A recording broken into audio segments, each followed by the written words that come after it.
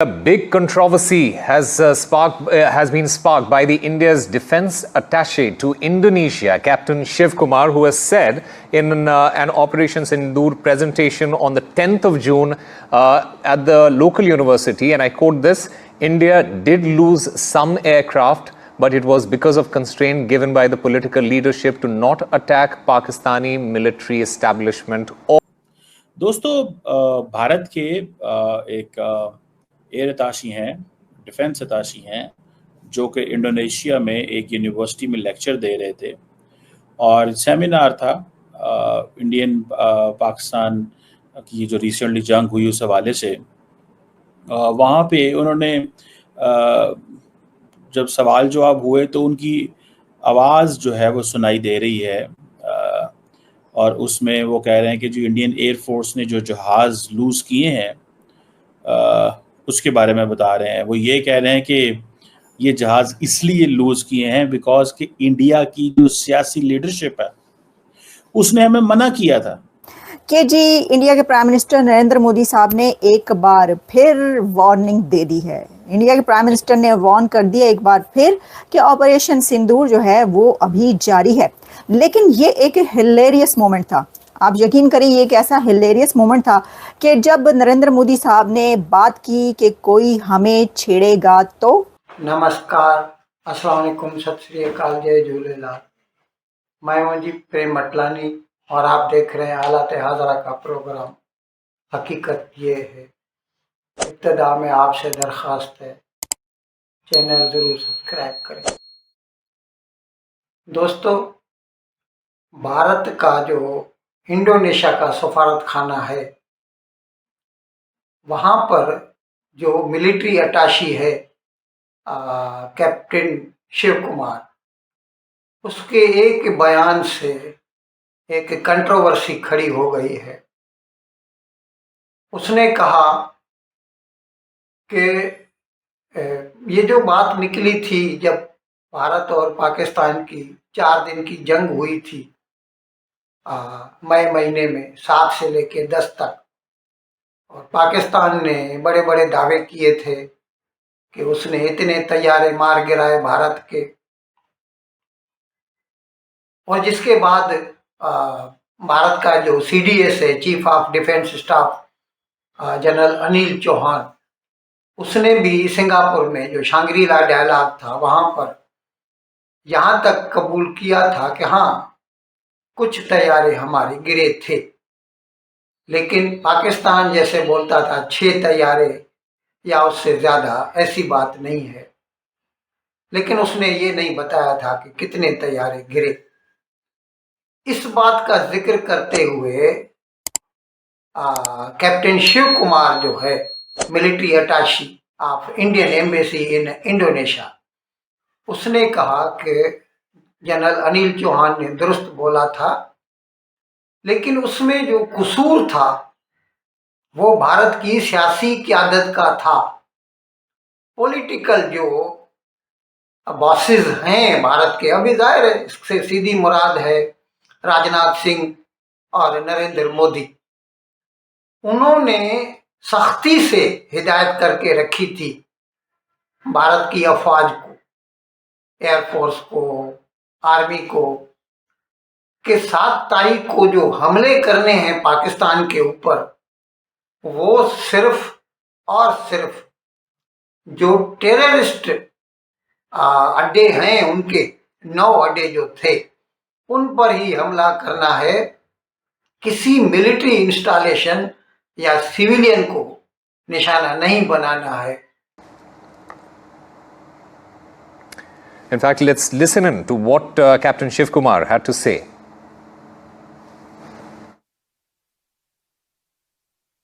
As brought out by Bapa Tommy Tomtomo, that India lost a lot of aircrafts. I may not agree with him that India lost so many aircrafts, but I do agree that we did lose some aircraft, and that happened only because of the constraint given by the political leadership to not attack the military establishment or their air defenses.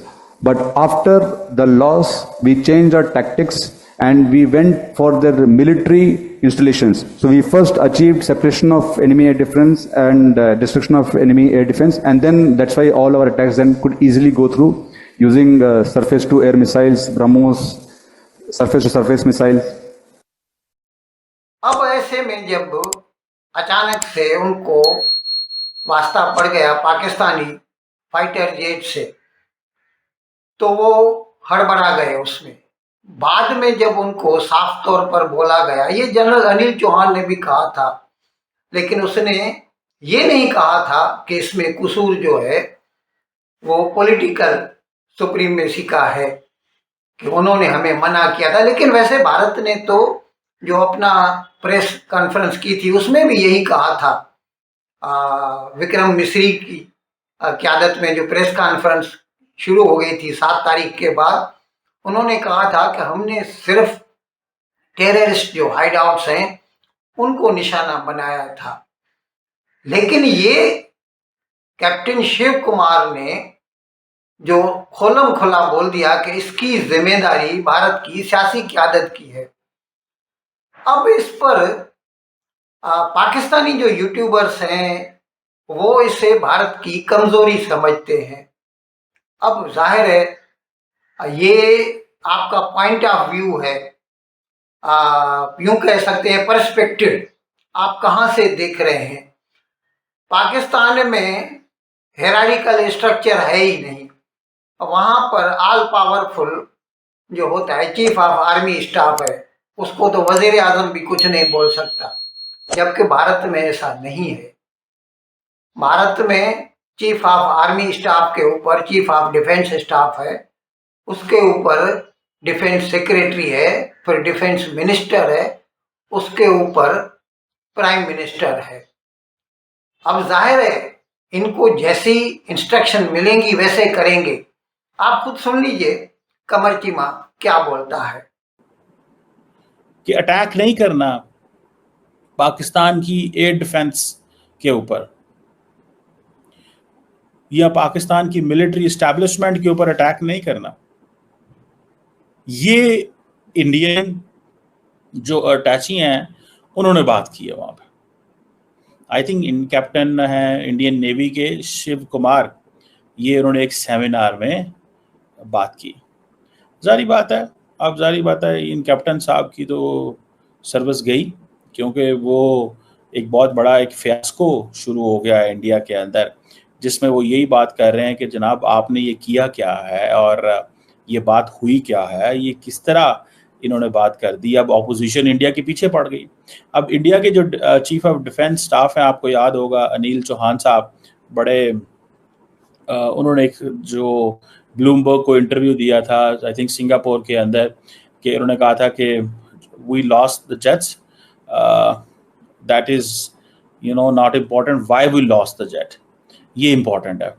लेकिन जब वो हमारी चीज़ें बेहतर हो गई तो हम वो आ गए, और फिर हमने अपनी टैक्टिक्स चेंज की, हम मिलिट्री इंस्टॉलेशंस पे जाके हमले किए, और फिर हमने वो जो पाकिस्तान का एयर डिफेंस सिस्टम था उसको तबाह किया, so on and so fourth. अब इंडियन जो डिफेंस अताशी साहब हैं वो उन्होंने भी एक क्रिटिकल फैक्टर को हाईलाइट किया, और उन्होंने कहा है कि जो इंडियन एयर फोर्स के जो फाइटर जेट्स हैं वो सख्त पॉलिटिकल ऑर्डर को फॉलो करते हैं, strict political order Modi government. मैंने आपको एक चीज कही थी, अगर आपको याद हो तो, मैंने कहा था there is a difference between Pakistan arm forces and Indian arm forces. The difference between Pakistan arm forces and Indian arm forces is कि पाकिस्तान की आर्म फोर्सेस जो है वो खुद फैसला करती है। अब दूसरी तरफ जो है पाकिस्तान का जो चीफ ऑफ आर्मी स्टाफ है जनरल आसिम मुनीर, अब तो फील्ड मार्शल बना दिया है उसने अपने आप को। कल कराची में पाकिस्तान नेवल एकेडमी में उसने वहाँ पे चीफ गेस्ट था, वहाँ पर उसने जो तकरीर की उसमें उसने खुल्म खुला इस बात का इजहार किया कि हम कश्मीर के दहशतगर्दों की मदद करते रहेंगे, और जब तक कश्मीर का मसला हल नहीं होता, यानी उसका मतलब जब तक पाकिस्तान को कश्मीर नहीं मिल जाता तब तक ये बात जारी रहेगी, दहशतगर्दी जारी रहेगी। अब ये तो उसको हिम्मत आई है, ये जो ट्रंप के साथ मिला है, तो अभी वो क्या है कि क्या बोलते हैं, हरीड़ मिल जाए किसी को, अ, जाट को भी, तो वो अपने आप को तबीब समझने लगता है, वैद्य समझने लगता है। तो ये अभी ऐसा समझ रहा है कि इस मर्तबा जो पाकिस्तान की कुटाई हुई थी, तो उसमें ट्रंप ने उसकी मदद की थी जंगबंदी कराने में। आइंदा भी अगर कुछ हुआ तो फिर से ट्रंप आएगा, लेकिन इसको नहीं मालूम कि ट्रंप के ऊपर कभी भरोसा नहीं किया जा सकता। अच्छा, अभी पाकिस्तानी यूट्यूबर ऐसा बोल रहे हैं कि भारत हमें धमकी दे रहा है, जबकि हकीकत यह है कि धमकी पाकिस्तान दे रहा है। भारत ने सिर्फ इतना कहा है कि अगर आपकी तरफ से दहशतगर्दी की कोई भी वारदात हुई तो ऑपरेशन सिंदूर खत्म नहीं हुआ, उसको हम फिर से रिवाइव कर देंगे। आप सुनिए, पाकिस्तान की एक यूट्यूबर हैं आलिया शाह, वो क्या बोलती हैं। और आपको पता है कि जैन कम्युनिटी तो मशहूर है पीस के लिए, अमन के लिए। कुछ कम्युनिटीज़ ऐसी हैं दुनिया में जिसमें देखें ना, जिस तरह बुद्ध मत की बात की जाती है और जो गौतम बुद्ध हैं उनके लिए कहा जाता है, इसी तरह और कुछ। तो जैन कम्युनिटी भी एक ऐसी है जो बहुत ही पीसफुल कम्युनिटी कही जाती है। उस कम्युनिटी से वो टॉक कर रहे थे, तो उन्होंने कहा कि भाई मैं तो यहाँ पर जो है आप लोगों के बीच बैठा हूँ और आप ही तालियां बजा रहे हैं, लेकिन ये जो तालियां बजी नरेंद्र मोदी साहब की बात पर, ये पाकिस्तान को उन्होंने जब ये कहा कि अगर कोई हमें छेड़ेगा तो आगे उन्हें कुछ कहने की ज़रूरत ही नहीं पड़ी। कैन यू इमेजिन, आगे उन्हें कहने की कुछ ज़रूरत नहीं पड़ी। आगे क्या हुआ है पहले आप ये सुनिए और फिर मैं आपको बताऊंगी कि आगे क्या हुआ है।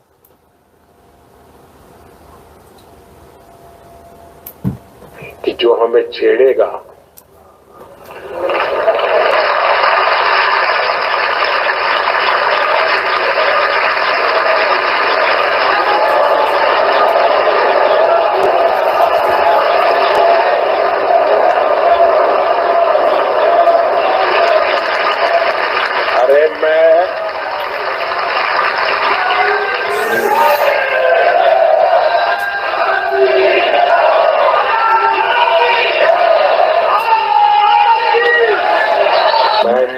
के कार्यक्रम में हूं।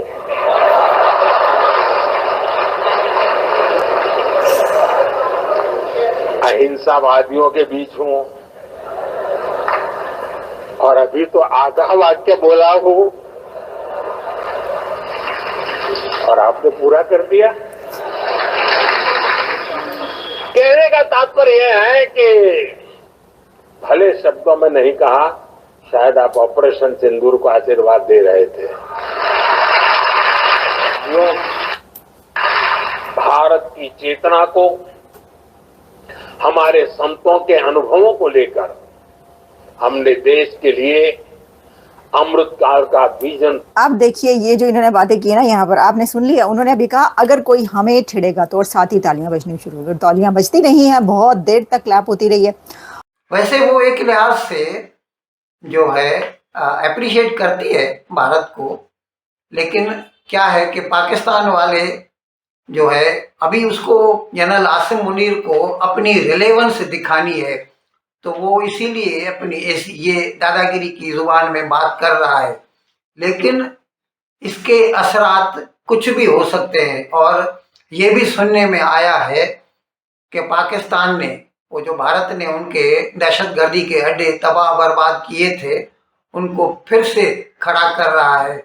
वहाँ पे रिपेयर शुरू हो गई हैं और फिर से वहाँ पे वो टेररिज्म कैंप्स चालू हो जाएंगे। ऐसे में अगर खुदा न खास्ता कोई वारदात हो गई और जंग शुरू हो गई, तो इसकी 100% जिम्मेदारी पाकिस्तान के जनरल आसिम मुनीर पर होगी और किसी पर नहीं।